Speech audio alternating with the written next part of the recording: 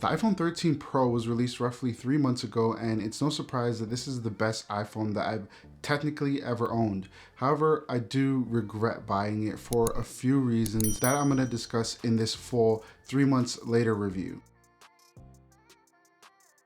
The iPhone 13 Pro has held up pretty well after about 3 months of daily use. If I was to look at my phone and just really analyze it, I don't really notice a lot of scratches, scuffs, but at the same time, I'm not really somebody that drops my phone often. I use a case on it most of the time, and I also do not use a screen protector on this one. One thing that I did notice after 3 months of use is definitely that it is a fingerprint magnet in terms of the sideband, but because I use a case, it's not really that much of a problem to me. The iPhone 13 Pro that I bought is the Sierra Blue, as you can already tell, and I do like the color of it. It's probably my favorite out of the 13 Pro lineup, but at the same time, kind of wish that they brought the regular 13 Blue up to the 13 Pro lineup because I like that blue a lot better. It's more bold and it just stands out, and honestly, I think it looks way better on the eyes. With that said though, I do like the design of the iPhone 13 Pro. It's very sleek, modern, it looks almost exactly like the iPhone 12, but I'm not mad at that because I like that design language.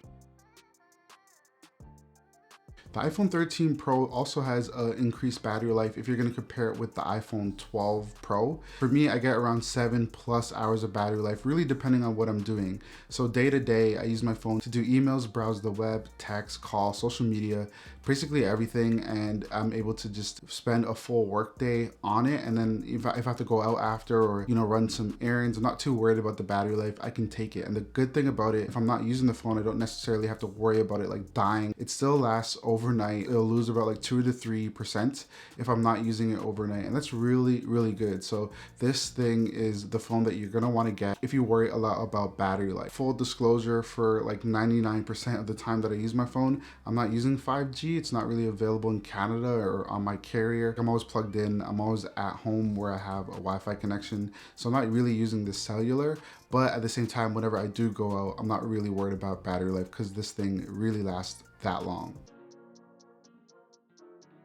So the iPhone 13 Pro actually has better cameras than the iPhone 12 Pro. You probably already know that. And I'm not gonna go into the details. If you don't know by now, like there's lots of other videos that you go check out and talk about the specs. I just wanna quickly talk about the pictures for a little bit. And this 13 Pro takes really amazing photos. Like, I'm sure that for a lot of people, the way they use their phone, this can actually get by as their main shooter. Now, everybody needs like a mirrorless camera or a DSLR. It really punches above its weight class. Pictures are clear, crisp, colors look really accurate. That's something that I like. And if you compare it to other phones such as Samsung's, they really punch up the saturation. But the iPhone 13 Pro is really accurate and it nails colors pretty much 99% of the time. Of course, the iPhone 13 Pro had some new features compared to last year's model. One of the features of the iPhone 13 is that it has the creative styles in the camera app, and honestly, don't use it. Or at least I don't think I do. Maybe I said it a while ago, but it's not something that I like change, or I just kind of take the photos that are available to me, and as a photographer, I like taking the pictures as plain as possible so that I can edit it. And the iPhone 13 Pro is good because it does take raw photographs, which means that in post you can edit it and have more range to do cool things with the photo. So for that reason, I actually do not use creative styles. Another thing that I actually don't use after 3 months of use is that extra telephoto lens. Of course, as you all know, the iPhone 13 Pro has a 3x telephoto lens. Don't use it. I don't know. I'm not really into macro shots. I don't know what it is, but when I bought it, I thought that I'd use it a little bit more, and I'm gonna get into that in the end of the video.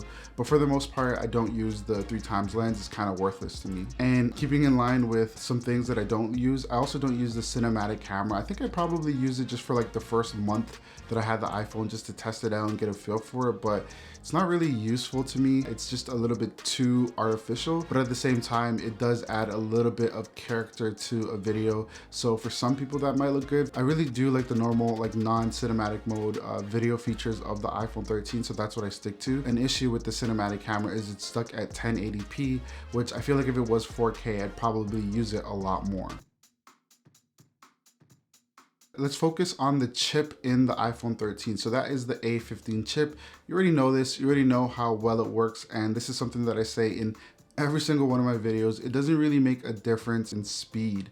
I really can't tell the difference between the iPhone 13 and the iPhone 12 in like day-to-day use with the chips inside. You really can't tell the difference. I'm sure there are comparisons that a lot of people have done and benchmarks and all that stuff, but to be honest, you don't notice a day-to-day difference. But like back to the speed, I should say that the iPhone 13 Pro can handle basically any task. If you're a video editor and you actually edit on your phone, I don't know why, but if you do, then you can rely on the phone to edit 4K videos. If you're a gamer, you could also game on the device. I've been playing Call of Duty recently on the iPhone 13 Pro, and that 120 Hertz has been really good. And yeah, talk about that in a bit. It can do it all, but yeah, I said the same thing about the iPhone 11 and the iPhone 12, even the iPhone XR that I had for like 2 years. But yeah, that's the speed on the iPhone 13 Pro. Everything looks vibrant. I love the display. It pops a lot. Looking at pictures, looking at videos, watching content on it is really crisp. I really like the display. And the good thing about it is that this display is very bright, and when you go outside, it's not really a problem. When you're outdoors, it still looks very vibrant and crisp outside. A big feature of the iPhone 13 Pro is the display and the 120 Hertz display. And that's where I lead into my regrets. The reason why I regret the iPhone 13 Pro is because there are a few features that I just don't use with the iPhone 13 Pro. One of them is the 120 Hertz display. Now, of course, I use the 120 Hertz display.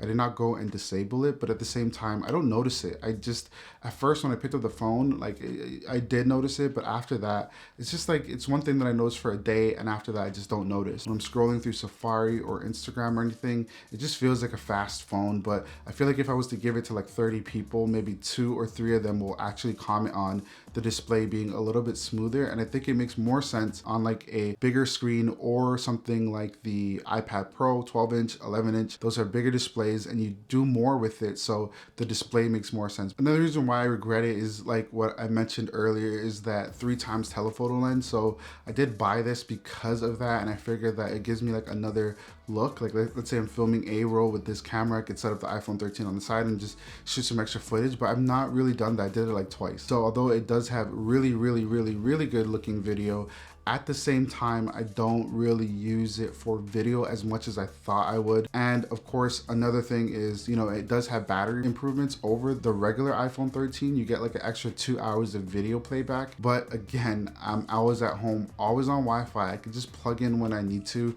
Battery life is not that much of a problem, especially with the way my life is going right now. I'm just staying at home, baby. The iPhone 13 still lasts really long. Those are my thoughts on the iPhone 13 Pro.